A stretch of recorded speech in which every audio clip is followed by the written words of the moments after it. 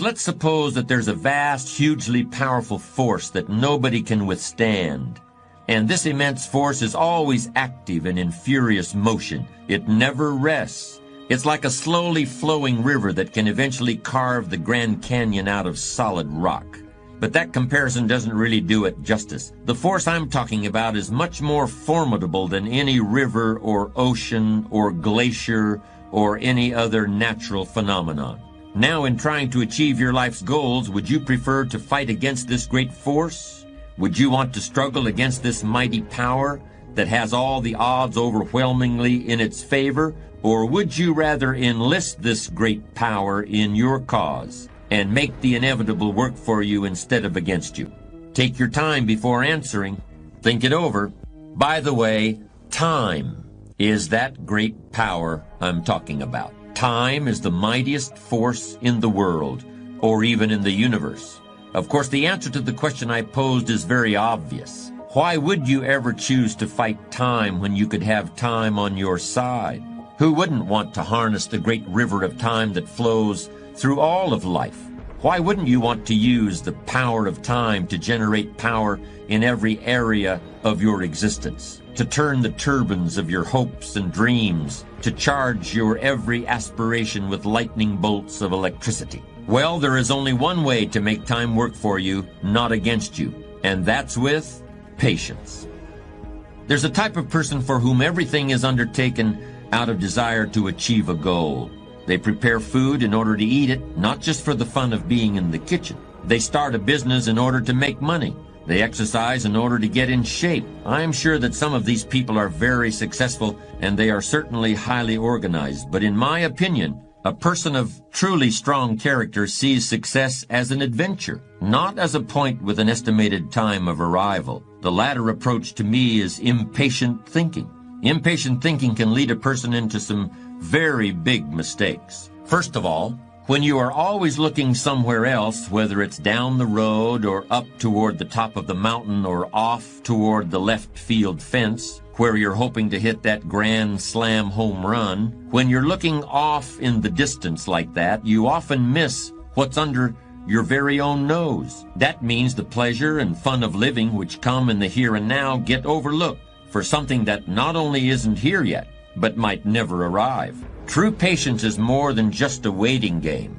Patience doesn't mean you sit around hoping for something to happen. Patience is not a passive quality. Sometimes patience can mean doing something else entirely, thinking about another venture, taking off in a different direction, while you give events a chance to run their course, where you can try anything you want in order to hurry things up, but things just aren't going to hurry.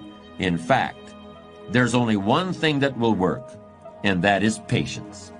It's strange, but young people have a much more difficult time with patience than people who have more experience in the world. It seems like the older people get, the more able they are to wait, despite the fact that sometimes they have considerably less time to wait in.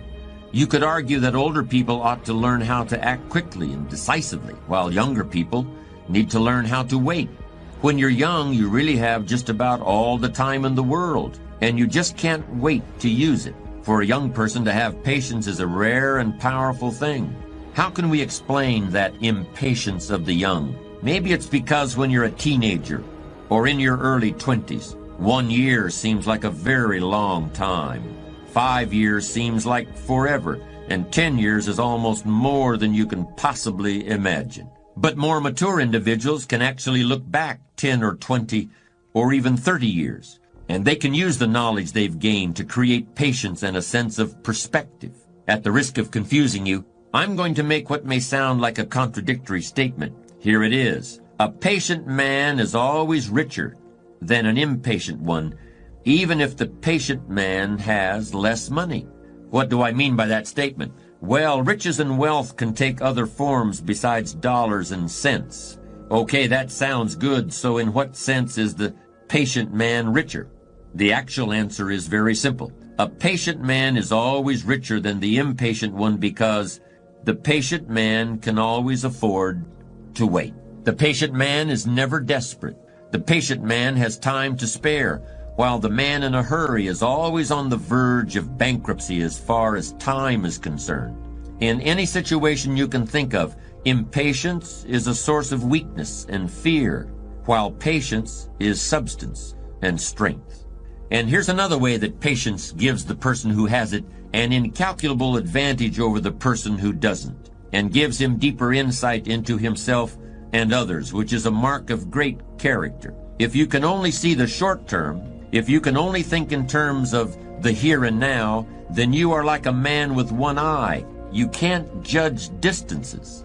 You live in a world that's flat and two-dimensional.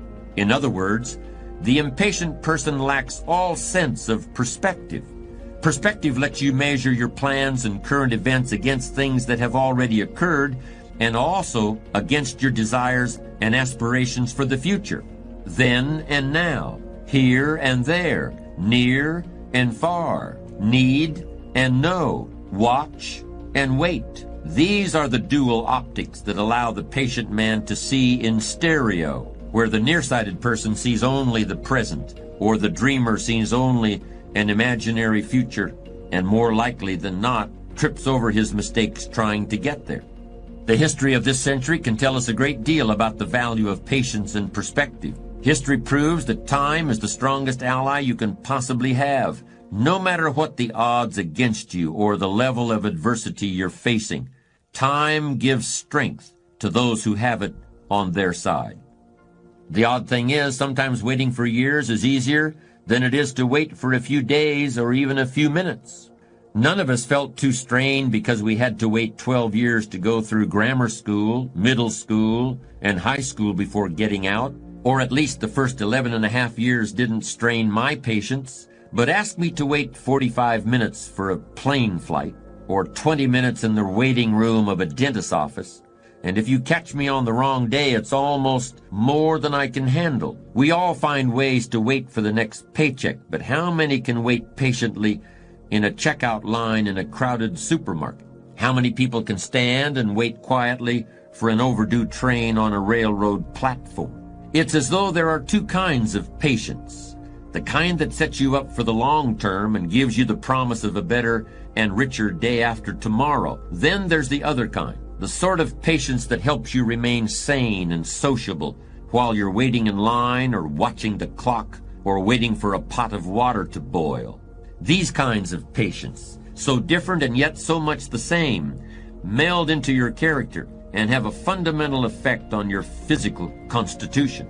Any doctor will tell you that it's better for you and everyone around you if you don't get exasperated with little things, if you don't fly off the handle at every annoyance and stick in your way. It keeps your blood pressure down and your friends and neighbors happy if you can greet life's little problems with equanimity and patience, because almost all problems can be solved if only you take the time to see them and think them through. That's very easy to understand and it's very easy to say, but it takes strong character to put it into practice. I'm never sure what to think when people say, I want to make $1 million by the time I'm 40, or I want to retire by the age of 45. This combination of goals plus deadlines strikes me as short-sighted and maybe even a bit naive. It takes a worthwhile goal and subjects it to an imposed timetable. While you might have an idea of what $1 million would mean to you, or you might have really exciting plans for your life after you hang up the tie and business suit, I don't see how a person can reasonably expect to know who or what he will be or think or feel at some arbitrary moment in the future. This kind of thinking misses the whole point of success. The real payoff in financial and worldly success isn't the result of an amount of money divided by the age you are when you get it, or some other actuarial formula. The real payoff is found in the qualities of character you develop along the way. Time is perhaps the most valuable resource that we have in our lives. However, we often take it for granted, assuming that we will always have more of it. The truth is that time is finite, and we all have a limited amount of it. As the old saying goes, time waits for no one. Given the limited amount of time that we have, it is up to us to make the most of it. We can choose to fritter away our time on meaningless activities that do not contribute to our personal growth or well-being, Or we can use our time wisely, focusing on activities that bring us joy and fulfillment and that help us achieve our goals. Making the most of our time requires us to be intentional about how we spend it. We need to identify our priorities and focus our time and energy on activities that align with those priorities. This means saying no to things that are not important, delegating tasks where possible, and being disciplined about our use of time. It is also important to recognize that time is a non-renewable resource. Once it is gone, we can never get it back. This realization should serve as a powerful motivator to help us use our time wisely and make the most of every moment. Ultimately, the way we choose to use our time is a reflection of our values, our priorities, and our goals. By making conscious choices about how we spend our time, we can create a life that is rich in meaning, purpose, and fulfillment. We owe it to ourselves to make the most of the time we have and to live our lives to the fullest.